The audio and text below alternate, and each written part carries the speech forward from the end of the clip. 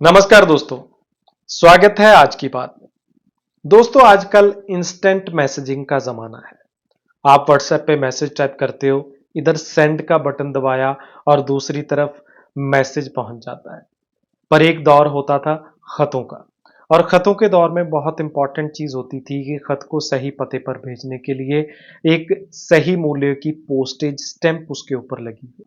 और उस दौर में होता ये था कि किसी ऐतिहासिक घटना को याद करने के लिए या किसी शख्स को खास सम्मान देने के लिए भारत सरकार एक पोस्टेज स्टैंप जारी किया करती थी। दोस्तों, आज मैं एक चेहरे की बात करूंगा जो भारत सरकार द्वारा जारी की गई पोस्टेज स्टैंप के ऊपर 2 बार आया है।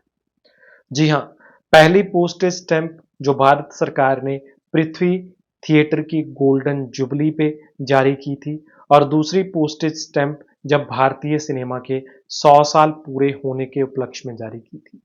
और इन दोनों स्टैंप्स के ऊपर एक चेहरा था, पृथ्वीराज कपूर का। जी हाँ, पृथ्वीराज कपूर जो लायलपुर में जन्मे, जिसको अब फैसलाबाद बोला जाता है और अब वो पाकिस्तान में है, और वहीं पर पढ़े। पढ़ाई के दौरान जब ये ला तक पहुंच गए, तो ला करते वक्त कॉलेज में एक ड्रामा करते हुए इन्हें लगा कि मैं तो एक्टर बन सकता हूं। तो फिर इन्होंने अपनी एक आंटी से कुछ पैसे उधार लिए और मुंबई चले गए। मुंबई में इनको सबसे पहले तो कुछ साइलेंट फिल्मों में रोल मिले, क्योंकि ये वो दौर था जब अभी तक बोलती फिल्में हिंदुस्तान में नहीं आई थी। और जब भारतीय सिनेमा की पहली बोलती फिल्म बनी आलम आरा, तो उसमें एक छोटा सा कैरेक्टर किया पृथ्वीराज चौहान ने। और उसके बाद बोलती फिल्मों में पृथ्वीराज चौहान नजर आने लगे। अ, उस दौर की सबसे यादगार भूमिका रही इनकी सोहराब मोदी की 1941 में आई फिल्म अलेक्जेंडर द ग्रेट में निभाया गया सिकंदर आजम का किरदार। आप इंटरनेट पे आप आज भी सर्च करेंगे तो सबसे ज्यादा पृथ्वीराज कपूर की यंग एज की वही तस्वीर आपको दिखाई देगी। दोस्तों, 16 टॉकिंग फिल्म्स करने के बाद इन्होंने वहां से आया हुआ पैसा इन्वेस्ट किया और स्थापना की पृथ्वी थिएटर की। उस दौर में पृथ्वी थिएटर एक बड़ा लैंडमार्क बनने के साथ साथ एक क्रांति की मशाल बन के उभरा, क्योंकि दौर था जब भारत छोड़ो आंदोलन चल रहा था। और उस दौर में लोगों को भारत छोड़ो आंदोलन के लिए प्रेरित करने के लिए बहुत से प्ले इन्होंने किए। पृथ्वी थिएटर काफी लंबे वक्त तक चला, जिसमें 2600 से ज्यादा शो हुए, जिसमें मेन लीड में हर बार पृथ्वी राज कपूर नजर आए। इसी दौर में पृथ्वीराज कपूर के सबसे बड़े बेटे राज कपूर ने फिल्मों में अपनी पहचान बनानी शुरू की। और जैसे जैसे फिल्मों में उनकी पहचान बनती गई, कुछ और पैसा आता गया, तो पृथ्वी थिएटर भी उतना बड़ा होता गया, क्योंकि इसमें और इन्वेस्टमेंट लगती गई।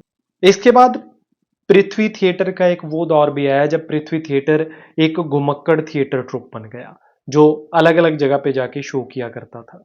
पर एक दौर के बाद पृथ्वीराज कपूर ने यह समझ लिया कि अब थिएटर का लोगों में इतना क्रेज नहीं रहा है, क्योंकि फिल्में प्रमुख साधन बन गई हैं मनोरंजन का।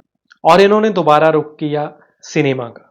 उसके बाद इन्होंने बतौर चरित्र अभिनेता बहुत सी यादगार भूमिकाएं निभाई, जिनमें कल आज और कल फिल्म का नाम आएगा, जिसमें तीन बहुरानियां फिल्म का नाम आएगा, जिसमें जानवर फिल्म का नाम आएगा, जिसमें राजकुमार जैसी फिल्मों के नाम आएंगे।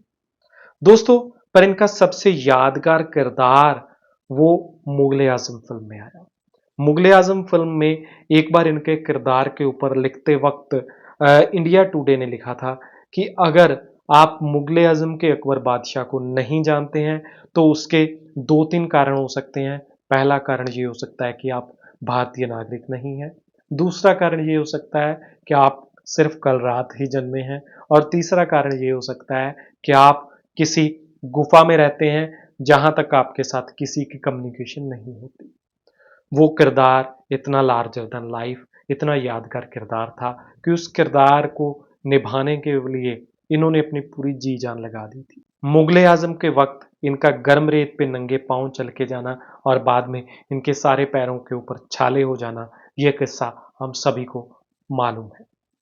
दोस्तों, पृथ्वीराज कपूर ने बहुत सी पंजाबी फिल्मों में भी बड़े यादगार किरदार निभाए। नानक दुखिया सब संसार जैसी फिल्में यहाँ पर जरूर मेंशन करने लायक हैं। और जब गुरु नानक देव जी के जन्म के 500 साल का आयोजन हो रहा था, तब इन्होंने 1969 में पंजाबी सिनेमा के लिए एक फिल्म नानक नाम जहाज है में बहुत ही यादगार किरदार निभाया था। ये फिल्म उस दौर में पंजाबी सिनेमा के लिए एक मील का पत्थर साबित हुई थी और इस फिल्म की टिकट्स लेने के लिए कई कई किलोमीटर तक लाइन लग गई थी। दोस्तों, इसके बाद काफ़ी लंबा वक्त इन्होंने यहाँ पृथ्वी थिएटर को दिया, नए कलाकारों को दिया, वहीं फिल्म इंडस्ट्री को दी कपूर फैमिली।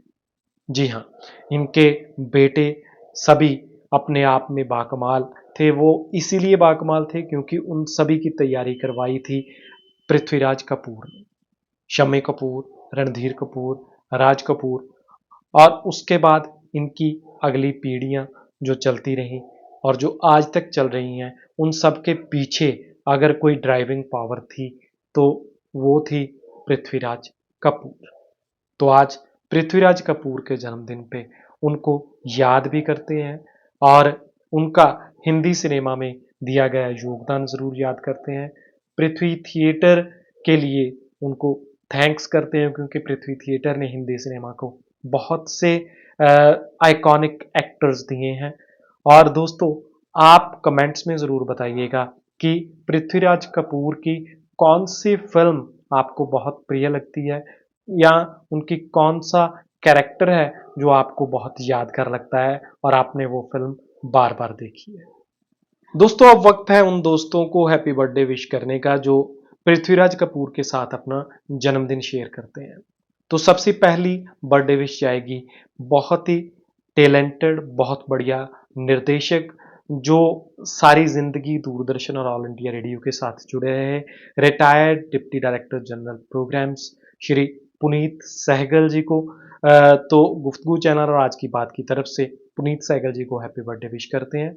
उसके बाद हमारे बहुत ही टैलेंटेड दोस्त जो मस्ताने और पप्पा पढ़ाई जैसी वेब सीरीज और फिल्म्स में डायरेक्शन डिपार्टमेंट में और कैमरा डिपार्टमेंट में कार्यरत रहे हैं, सुखमन जोत सिंह डीपी, उनका भी आज जन्मदिन है। तो गुफ्तगू चैनल और आज की बात की तरफ से सुखमन जोत को हैप्पी बर्थडे विश करते हैं। और इसी के साथ पंजाब प्लस टीवी के अर्श मानक सिंह ग्रोवर का भी आज जन्मदिन है, तो उनको भी गुफ्तगू चैनल और आज की बात की तरफ से हैप्पी बर्थडे विश करते हैं। अगर आप इस तरह के फिल्मी किस्से, इस तरह की फिल्मी कहानियां पसंद करते हैं तो लगातार ये कहानियां और किस्से देखने के लिए ज़रूर जुड़िए, ज़रूर सब्सक्राइब करिए गुफ्तगू चैनल को। और इसी के साथ मैं पवन सिंह आपसे विदा लेता हूं और आज की बात को छोड़ते हैं कल पे।